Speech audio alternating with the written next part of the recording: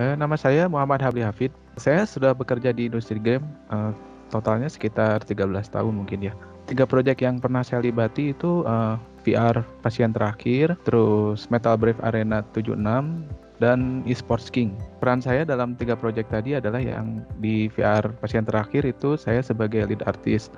Peran saya di Metal Brave Arena sebagai lead artist dan juga merangkap sebagai environment artist. Dan di project eSports King itu saya sebagai generalis artist, jadi aset-aset yang bisa saya kerjakan seperti membuat particle effect, karakter, dan juga environment juga.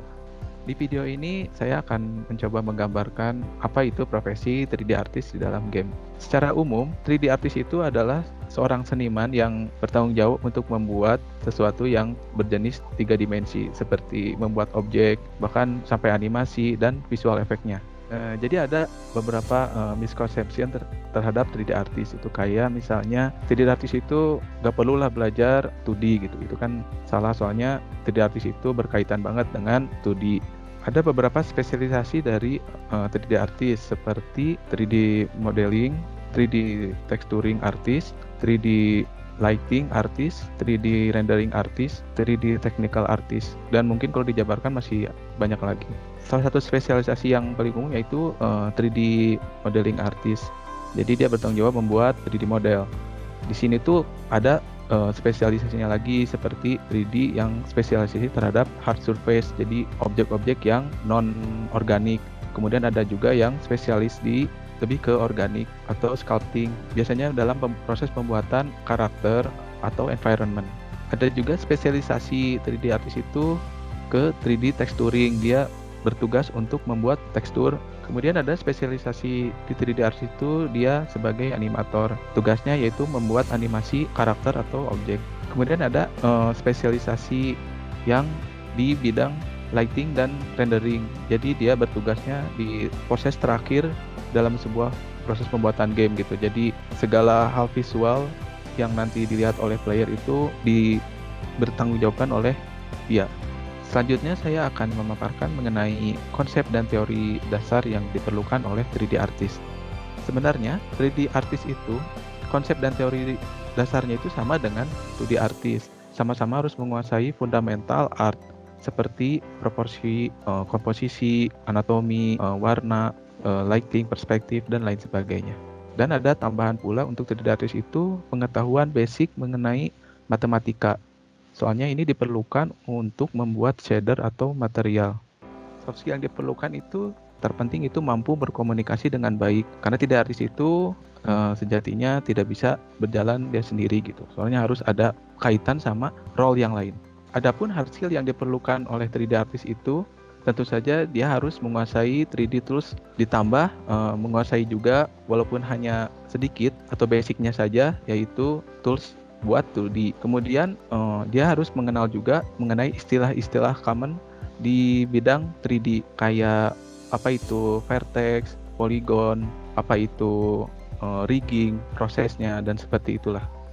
Tools dasar yang digunakan oleh 3D artist itu bisa beragam sih. Jadi misalnya kayak 3D modeling itu biasanya memakai Blender, 3ds Max, Maya, Modo, dan biasanya program-program 3D modeling itu dia sistemnya bundle, jadi mulai dari model sampai ngerigging, animasi itu memakai program yang itu.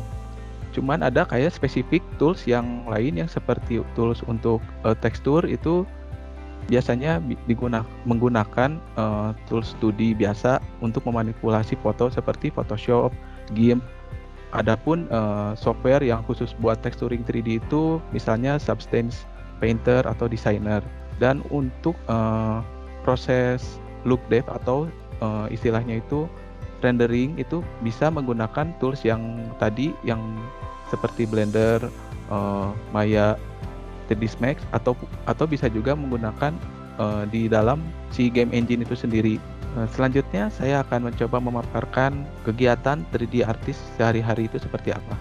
Sehari-harinya 3D artist itu dimulai dengan huddle. Huddle itu adalah komunikasi atau brief singkat dengan role-role yang lain, apa yang akan dikerjakan hari itu. Setelah huddle, biasanya ngecek asset list yang akan dibuat. Biasanya di asset list itu ada konsep art yang dibuat oleh 2D concept artist. Setelah melihat konsep art, 3D modeler itu biasanya akan langsung membuat 3D-nya. Apabila di konsep art itu kompleks, maka si 3D modeler itu biasanya akan menggunakan high poly kepada proses pembuatannya. Setelah proses modeling yang high poly itu selesai, kemudian selanjutnya ke proses retopologi, yaitu kalau di dalam 2D itu seperti ibaratnya ngetrace gambar. Jadi si high poly itu dikurangi jumlah poligonnya, dibuat baru tapi dengan jumlah poligon yang sedikit tanpa mengurangi esensi atau siluet dari konsep art yang sudah dibuat sebelumnya. Kemudian masuk ke proses unwrap untuk kemudian ditexturing. Kemudian setelah ditexturing masuk ke proses rigging atau weighting untuk memberi bond terhadap karakter apabila karakter itu manusia atau makhluk hidup. Kemudian setelah itu baru dimasukkan ke game engine untuk dilihat hasilnya. Setelah kita cek di dalam game misalnya oke atau apa, itu biasanya kita follow up ke lead artist. Di sana akan terjadi koordinasi apakah aset itu layak di dalam game atau tidak. Kemudian dikoordinasikan pula dengan role yang lain seperti desainer dan programmer. Adapun biasanya yang dikoordinasikan dengan desainer dan programmer itu lebih ke apakah ini possible untuk di dalam game gitu. Apakah sesuai, apakah secara teknikal capable atau dalam tanda kutip itu kuat di dalam gamenya. Biasanya sih yang berhubungan langsung dengan desainer dan programmer itu lead artisnya sih. Setelah selesai kerja di hari itu, biasanya ditutup dengan huddle sore, yaitu kegiatan koordinasi dengan kru lain, di mana di sana diceritakan proses atau hasil yang telah dibuat di hari tersebut. Kemudian diceritakan juga kalau misalnya ada challenge atau blocker. Sekian paling penjelasan dari saya mengenai profesi 3D artist di dalam game. Jika kamu tertarik menjadi 3D artist, terutama 3D artist di dalam game, silahkan kunjungi karir.agate.id. Atau apabila kamu tertarik untuk belajar 3D art, bisa kunjungi juga academy.dilo.id.